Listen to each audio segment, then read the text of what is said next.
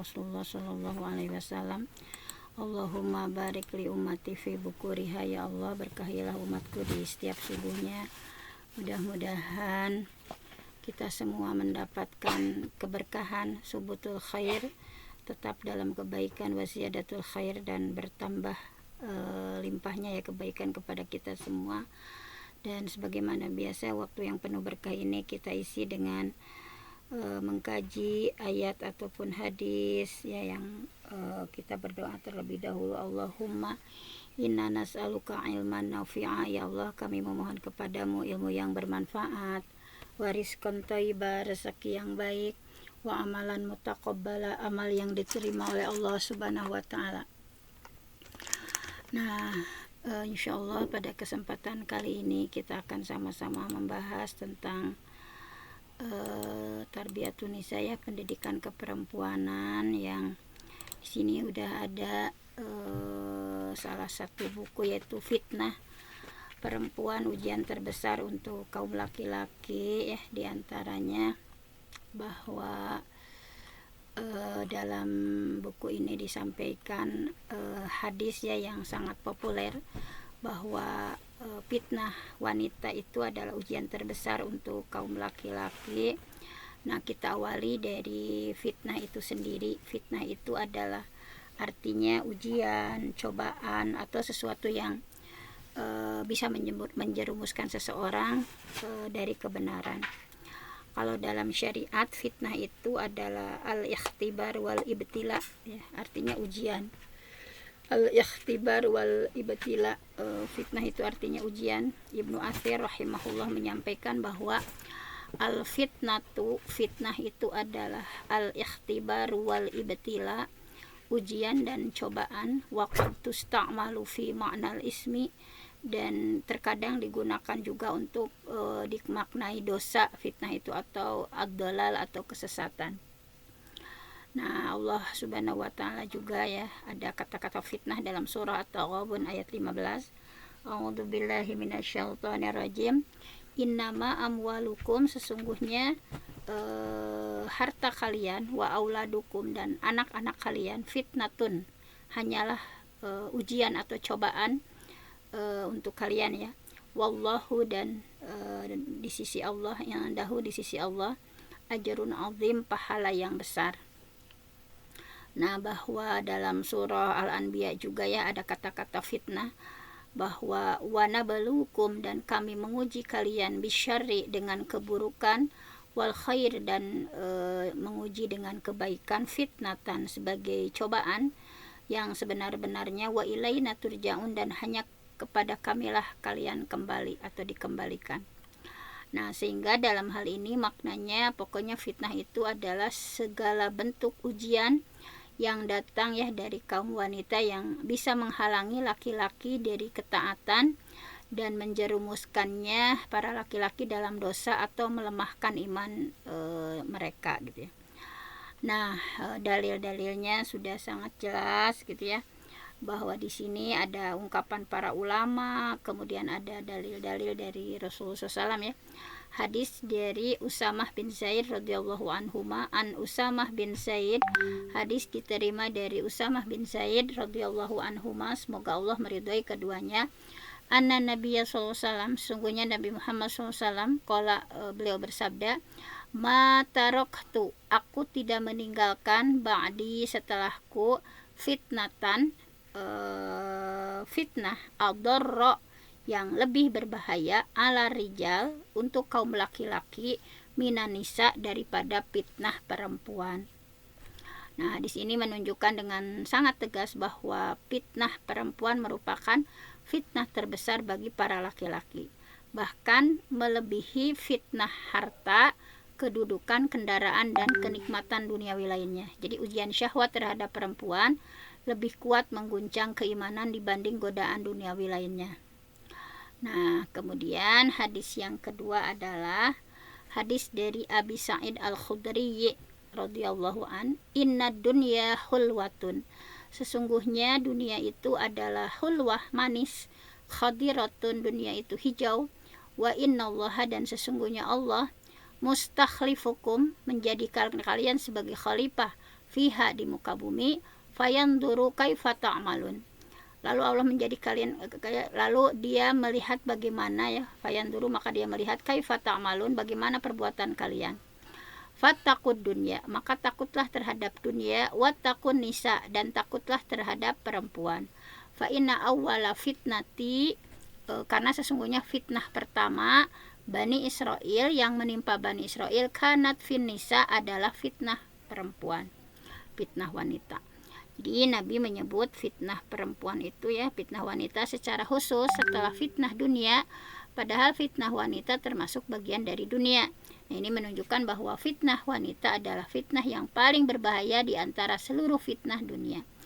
Para ulama menyebut gaya seperti ini sebagai az-zikru ba'dal umum, menyebutkan penyebutan khusus setelah umum, menunjukkan penekanan keistimewaan ya, bahwa sebagaimana dalam firman Allah, man kana aduwalillah, barang siapa yang memusuhi Allah wa malaikatihi, para malaikatnya, wa rusulihi, dan para rasulnya, wa Jibril wa Mikal. Nah, bahwa padahal malaikat Jibril dan Mikail itu termasuk malaikat ya, udah disebutkan sama Allah. Namun disebutkan lagi wa Jibril wa Mikal ini sebagai bentuk takkid atau penegasan keutamaan dan kekhususan. Kemudian yang ketiga juga ya, ada tentang bagaimana hadis tentang niat hijrah ya, famangkanat hijratuhu ilallah wa rasuli, bahwa barang siapa hijrahnya itu karena Allah dan Rasulnya, fa hijratuhu ilallah wa rasuli, maka hijrahnya kepada Allah dan Rasulnya. Wa man kanat hijratuhu lidunya, tapi barang siapa yang hijrahnya karena ingin dunia, yusibuha, ia akan mendapatkannya. Awi imra'atin, atau hijrah itu karena perempuan, yang kihuha, yang ingin dinikahinya, fa hijratuhu ila ma hajara ilaih, maka hijrahnya kepada apa yang dia niatkan. Nah, kemudian hadis ini menunjukkan bahwa betapa besar pengaruh wanita dalam menggerakkan hati seorang laki-laki, sampai-sampai Rasulullah menyebutkan wanita secara khusus sebagai salah satu pendorong kuat dalam amal manusia, dalam hal ini dalam berhijrah gitu ya. Nah, kemudian hadis yang keempat, hadis dari Abi Sa'id Al-Khudri radhiyallahu an, ma ra'aitu, aku tidak pernah melihat min naqisati aqlin wa dinin, aku tidak pernah melihat dari golongan yang kurang akal dan kurang agama, adhaba lilubli rajul al-hazim min ihdakunna, namun mampu mengalahkan akal laki-laki yang paling kuat selain kalian, yaitu para wanita. Nah, di sini bahwa wanita itu disebut nukson fil akli ya, kurang dalam akal. Bukan berarti bodoh, tetapi karena mereka perempuan itu lebih banyak dipengaruhi perasaan daripada logika gitu ya, disebut nukson fil akli. Kemudian Nabi menggambarkan bahwa laki-laki yang kuat, laki-laki yang berakal bisa kalah oleh perempuan gitu ya, karena lemahnya nafsu terhadap fitnah tersebut. Nah, di sini kemudian kita juga diingatkan dengan kisah Nabi Yusuf alaihi salam, bahwa Qala, Nabi Yusuf berkata, Rabbi, wahai Tuhanku, asijenu, bahwa penjara, ahabbu ilayya, lebih aku sukai, mimma yad'unani ilaih, daripada memenuhi ajakan mereka.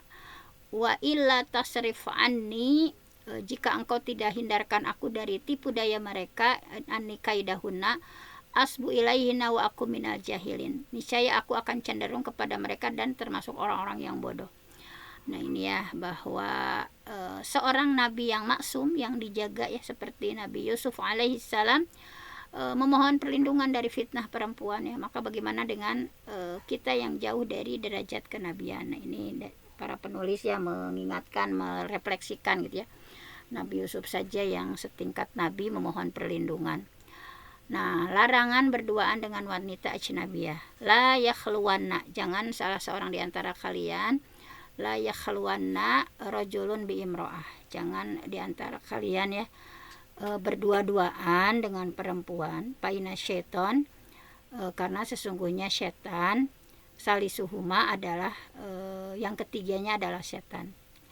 Nah, ini bahwa berkhalwah atau berdua-duaan ya membuka pintu masuk setan untuk menjerumuskan manusia ke dalam perzinahan, zina hati dan perbuatan. Karena itu syariat Islam menutup semua jalan menuju fitnah wanita sejak dari pandangan, nggak boleh gitu ya khalwah, berdua-duaan sampai sentuhan.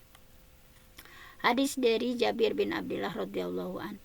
An Jabirin radhiyallahu an, hadis diterima dari Jabir, semoga Allah meridhoinya. Qala Rasulullah SAW bersabda, innal mar'ah, sesungguhnya wanita itu, tuqbilu fi surati syaitan, wanita itu datang dalam rupa setan, wa tudbiru fi surati syaitan, dan wanita itu pergi dalam rupa setan. Faida absara ahadukum imro'ah, maka apabila salah seorang dari kalian melihat seorang perempuan, falyati ahlahu, ya maksudnya misalnya apabila seorang laki-laki yang melihat perempuan dan timbul syahwat, falyati ahlahu, maka datangilah istrinya.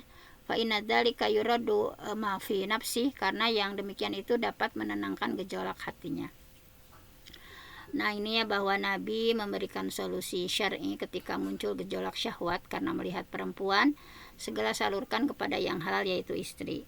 Di zaman Nabi para wanita sudah menutup aurat ya dengan jilbab, namun tetap ada peringatan keras tentang fitnah mereka.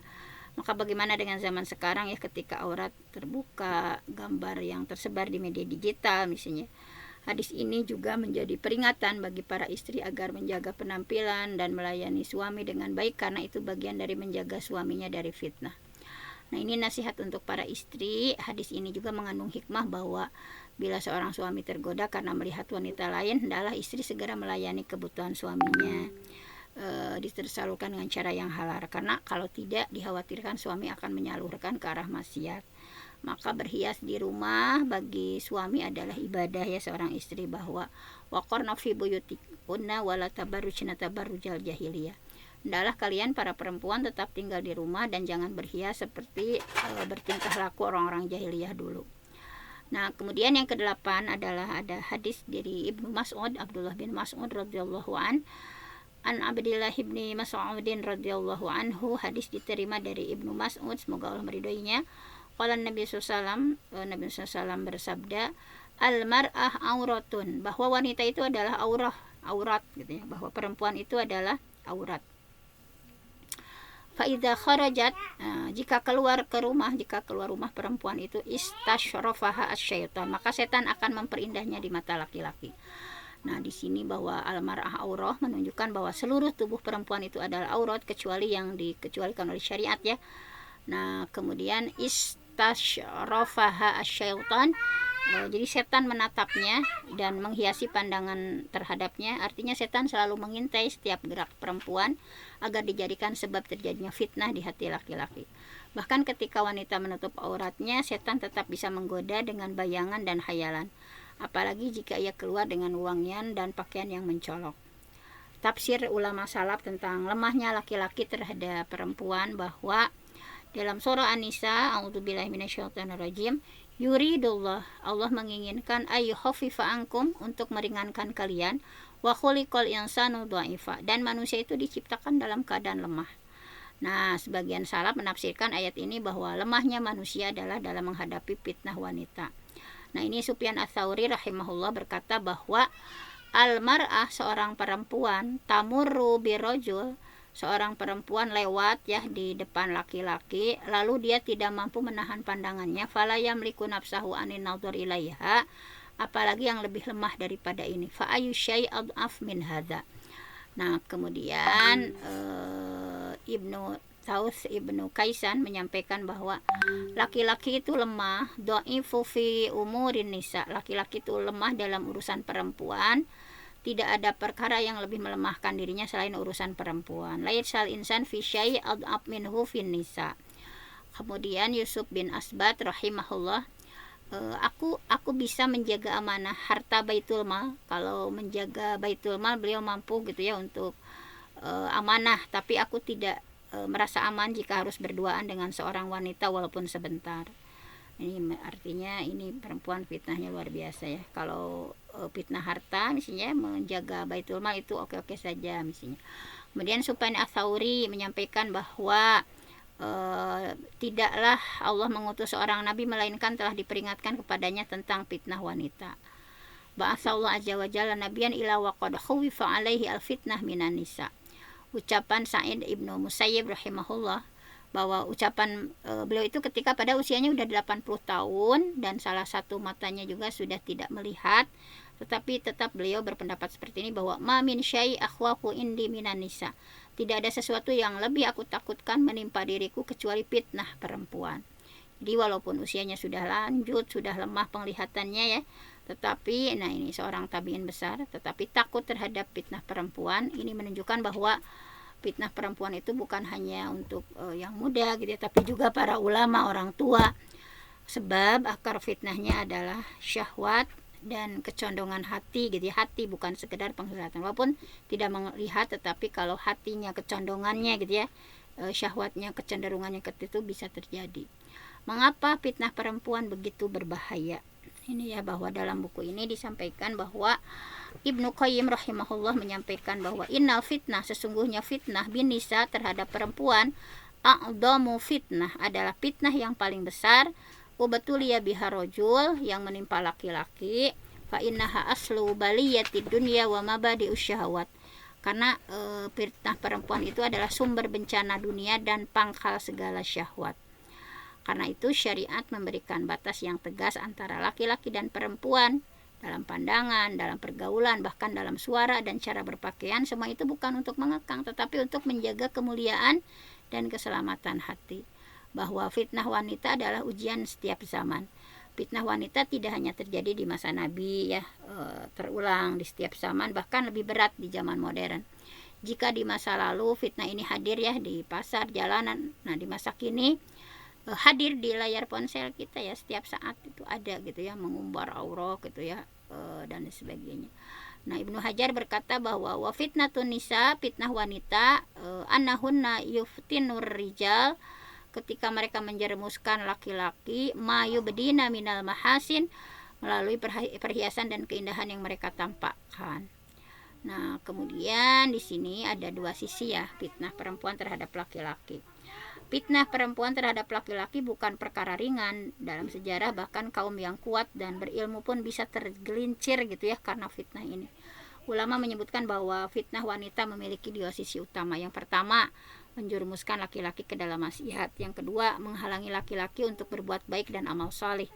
Nah, kedua sisi ini yang menjadikan fitnah perempuan termasuk fitnah terbesar di muka bumi. Pertama ini dilihat ya bahwa perempuan itu bisa menjerumuskan laki-laki dalam maksiat. Bahwa setan sudah punya janji yang tegas ya untuk menyesatkan manusia, dalam diabadikan oleh Allah dalam surah Al-Hijr bahwa qala, iblis berkata, Robbi, wahai Tuhanku, bima aghwaytani, karena engkau telah memutuskan bahwa aku sesat, la uzayyinanna lahum fil ardi. Jadi iblis sudah bersumpah ya, karena sudah wahai Tuhanku, karena engkau sudah memutuskan bahwa aku itu adalah sesat, la uzayyinanna lahum fil ardi, maka aku pasti akan menjadikan indah, jadi maksiat itu terasa indah bagi mereka, wala ughwiyannahum ajmain, dan aku akan menyesatkan mereka semua ya. Nah, ini adalah strategi setan yang paling berbahaya, yaitu menghiasi maksiat. Maksiat itu seperti indah, menggoda gitu ya, dan salah satu senjata terkuat setan dalam mewujudkan hal itu adalah melalui perempuan. Ketika seorang perempuan misalnya keluar dari rumah tanpa menjaga adab syar'i, maka setan menghiasi dirinya di mata laki-laki. Nah, ini adalah awal fitnah dan fitnah besar ya, sebagaimana dulu setan menghiasi pohon yang terlarang bagi Nabi Adam ya, dan Siti Hawa gitu ya, sehingga mereka tergoda untuk memakan, padahal Allah sudah menghalalkan begitu banyak pohon lain di surga. Nah, demikian juga keadaan manusia sekarang, bahwa seorang laki-laki mungkin sudah punya istri yang lebih cantik, akhlaknya baik, tetapi karena bisikan setan, ia justru tertarik pada perempuan yang biasa. Misalnya itu adalah hakikat hiasan setan, mengindahkan yang haram dan membuat hambar yang halal. Jadi terasa indah yang haram dan membuat hambar yang halal. Akibatnya banyak laki-laki ya yang terjerumus kepada pandangan haram, perzinahan, kehancuran rumah tangga. Nah, semua itu berawal dari fitnah pandangan dan hiasan setan yang menjadikan maksiat itu tampak manis gitu ya. Kemudian yang kedua adalah bagaimana bahwa perempuan itu bisa menghalangi laki-laki dari amal kebaikan. Jadi selain menjerumuskan, fitnah perempuan juga bisa menghalangi laki-laki dari berbuat kebaikan. Nah, di sini dalam surah Ini ya At-Taghabun ayat 14 sampai 15. A'udzubillahi minasyaitonirrajim. Ya ayyuhalladzina amanu, wahai orang beriman, inna min azwajikum, sesungguhnya di antara istri-istrimu, wa auladikum, anak-anakmu, aduwalakum, ada yang menjadi musuh bagimu, fahdaruhu, maka hati-hatilah terhadap mereka. Wa yang ta'fu, dan jika kamu maafkan, wa tasfahu, dan jika kamu santuni, ya, wa tagfiru, dan jika kamu ampuni mereka, fa innallaha ghafurur rahim, karena sesungguhnya Allah Maha Pengampun dan Maha Penyayang. Innama amwalukum, sesungguhnya harta kalian, wa auladukum, anak-anak kalian, fitnatun, itu adalah ujian, wallahu indahu ajrun azim, dan di sisi Allah lah pahala yang besar. Jadi para ulama menjelaskan bahwa yang dimaksud musuh aduun dalam ayat ini bukan berarti istri dan anak membenci suami ya, tetapi karena mereka kadang menjadi sebab terhalangnya suami dari amal soleh. Nah, jadi jangan sampai ya kita menjadikan misalnya suami kita ya terhalang untuk melakukan amal soleh karena kita.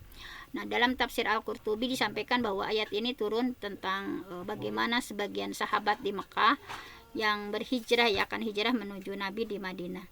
Istri dan anak mereka menahan gitu ya, menangis, sedih gitu, sehingga para suami tidak jadi berangkat misalnya. Jadi dalam ayat ini berkaitan dengan tadi ya, sebagian sahabat yang akan berhijrah dari Mekah ke Madinah, tetapi karena istrinya menangis, anaknya juga nggak mau gitu ya, sehingga para suami tidak jadi berangkat. Dan ketika akhirnya mereka bisa hijrah, ternyata para sahabat lain sudah lebih dulu belajar agama dan sudah lebih dulu paham Quran. Mereka pun menyesal gitu dan marah kepada istri serta anak yang dulu menahan mereka. Maka turunlah ayat ini sebagai teguran dan nasihat supaya bersabar dan memaafkan. Contoh dalam kehidupan sehari-hari, misalnya ayat ini tetap relevan sampai kini. Kadang seorang istri melarang suami bersedekah, misalnya karena khawatir kebutuhan rumah tangganya tidak tercukupi, atau menahan suami dari silaturahmi. Misalnya mereka pun tidak pernah datang ke rumah kita, misalnya, padahal bisa jadi larangan itu menghalangi suami dari pahala besar di sisi Allah. Namun jika seorang istri soleha mendukung suaminya ya dalam ketaatan, memotivasi untuk bersedekah, memotivasi untuk mencari ilmu, beramal, maka bukanlah musuh tetapi penolong menuju surganya Allah.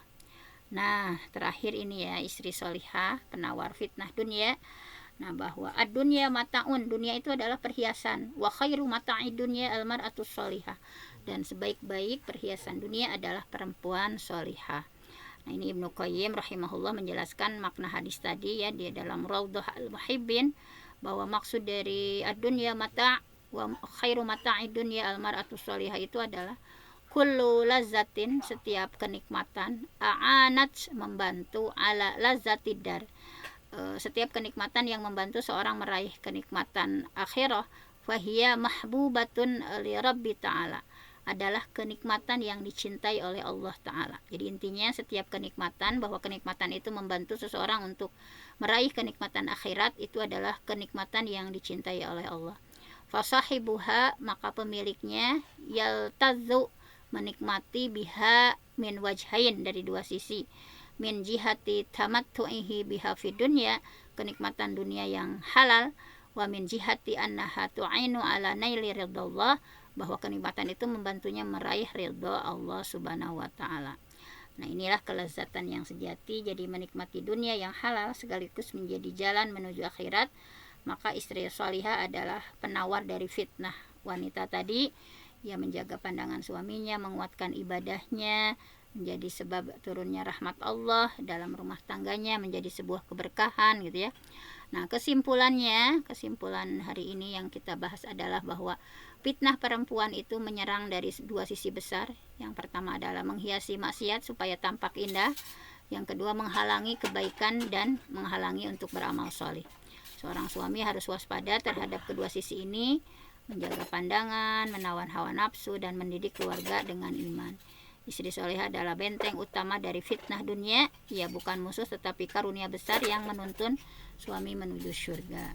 Nah, contoh fitnah wanita dalam sejarah ya, misalnya di sini ada fitnah perempuan telah menjadi ujian besar bagi kaum laki-laki ya sejak masa awal penciptaan. Bahkan ujian pertama yang menimpa manusia juga berkaitan dengan perempuan, sebagaimana yang terjadi pada Nabi Adam alaihissalam. Dalam peristiwa itu kita bisa melihat bagaimana setan menjalankan janjinya ya untuk menyesatkan manusia melalui hiasan dunia, dan fitnah wanita menjadi sasaran utamanya. Nah ini ya yang disebutkan bahwa fitnah wanita pada kisah Nabi Adam, bahwa Allah mengisahkan bagaimana tipu daya iblis yang menghiasi pohon terlang itu bagi Nabi Adam dan istrinya Siti Hawa gitu ya, bahwa qala rabbi bima aghwaytani la uzayyinanna lahum fil ardi wa la ughwiyannahum ajmain, bahwa iblis sudah berkata, wahai Tuhanku, karena engkau sudah memutuskan aku sesat, aku pasti akan menjadikan maksiat terasa indah bagi mereka di bumi, dan aku akan menyesatkan mereka. Nah, ini permulaan dari tipu daya setan. Setan tidak memerintah maksiat secara terang-terangan, tetapi menghiasinya agar tampak indah dan menggoda. Nabi Adam diperdaya bukan karena ingin durhaka kepada Allah, tetapi karena terperdaya oleh hiasan dan rayuan setan yang menyampaikan angan-angan palsu ya. Nah demikian juga yang terjadi di dunia hari ini, bahwa setan menghiasi pandangan laki-laki terhadap perempuan yang haram, sampai yang buruk tampak indah dan yang halal terlihat membosankan gitu ya. Padahal sebagaimana Nabi Adam sudah dihalalkan baginya berbagai buah di surga, tetapi tetap tergoda oleh satu pohon terlarang ya, buah khuldi. Demikian pula manusia tergoda oleh satu pandangan haram meski memiliki banyak kenikmatan yang halal. Nah mungkin insya Allah akan kita lanjutkan di sesi berikutnya ya. Ini adalah penting bagaimana kita sebagai perempuan mesti bersikap, berbuat gitu ya, dengan hadis-hadis Nabi yang fitnah wanita itu adalah ujian terbesar untuk kaum laki-laki. Nah mudah-mudahan kita sebagai perempuan bisa menjadikan solusi gitu ya, tadi label almar'ah sholihah ya, khairu mata'i dunya almar'ah sholihah. Nah makanya sebaik-baik perhiasan dunia adalah perempuan sholihah yang bisa menjadi kanter fitnah wanita, ujian terbesar untuk laki-laki. Kita mohon perlindungan kepada Allah ya, dan yang benar datangnya dari Allah, yang salah dari saya sendiri. Aku qauli hadza wa astaghfirullah li wa lakum. Allahu ya'khudhu bi aidina ila ma fihi khairul lisal muslimin. Assalamualaikum warahmatullahi wabarakatuh. Waalaikumsalam warahmatullahi wabarakatuh. Mangga Bun, Bunda Nur, terus iya Bunda Lia rupinanya. Mangga Bun. Enggak. Terima kasih kepada Kak Roma, Bunda Dr. Hajah Fenty yang sudah menyampaikan materi. Jazakillah khairan katsiro. Mudah-mudahan Allah berikan pahala yang berlipat ganda. Mudah-mudahan tambah-tambah berkah ilmunya, dan mudah-mudahan apa yang kita pelajari hari ini menjadi ilmu yang bermanfaat untuk kita semua. Rabbana fa'na bima 'allamtana rabbi 'allimna alladzi yanfa'una rabbi faqihna faqih ahlana wa qurrabati lana fi dinina. Amin ya Allah ya rabbal alamin. Mudah-mudahan kita semua bisa mengamalkannya dalam kehidupan sehari-hari. Jamaah kajian subuh yang berbahagia, kita akhiri kajian ini dengan sama-sama membaca istighfar dan doa kafaratul majlis. Astagfirullahalazim, astagfirullahalazim, astagfirullahalazim. Subhanakallahumma bihamdika asyhadu an la ilaha illa anta astaghfiruka wa atubu ilaik walhamdulillahirabbil alamin. Sekali lagi terima kasih kepada guru kita Al-Mukarramah Bunda Dr. Hajah Fenty. Semoga senantiasa dimuliakan oleh Allah. Terima kasih kepada semua jamaah atas partisipasinya. Mudah-mudahan besok kita bisa mengikuti kajian ini dengan istiqomah. Amin ya Allah ya rabbal alamin.